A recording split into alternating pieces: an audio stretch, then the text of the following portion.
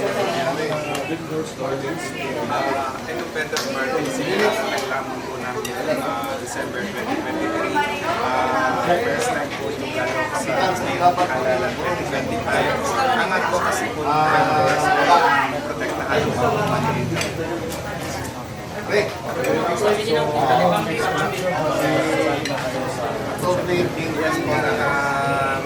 Papalan po dahil ng first time po nung kakaroon ng December 2025. Manila, Pilipino. Alam naman po natin yung managing pigit yung ating mga street vendor na kung saan kadalasan po sila ay walang permanenteng pwesto.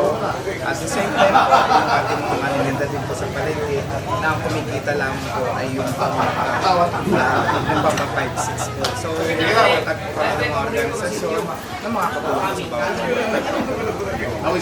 So, yan lang unahin natin kung tayo makaupo na sa Kongreso.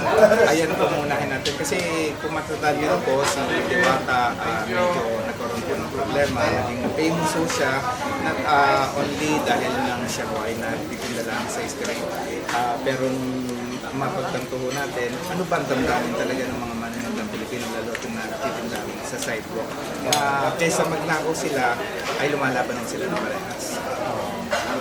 So, ngayong gabi, sir, kayo ang mag-sponsor sa mga artist natin sa Ayun? Ako po dahil si Mayor Dennis Amancio po ay close friend ko kaya ako ang lingkod ay dito sa Ayun bilang makikisa sa kanilang pakistahan. Sino po itong mga artista na dala natin ngayon? So ngayon po ay kasama po natin ang Viva Max, si Krista Miller, and po, tapos yung iba po na celebrity din po mula po sa Viva Artists. So, sir, message mo lang sa fiesta sa Ayungon. Happy Fiesta po sa Ayungon. Ako po ay nagpapasalamat dahil inimbitahan po tayo ni Mayor Dennis Amancio para po sa celebration ng kanilang pistahan.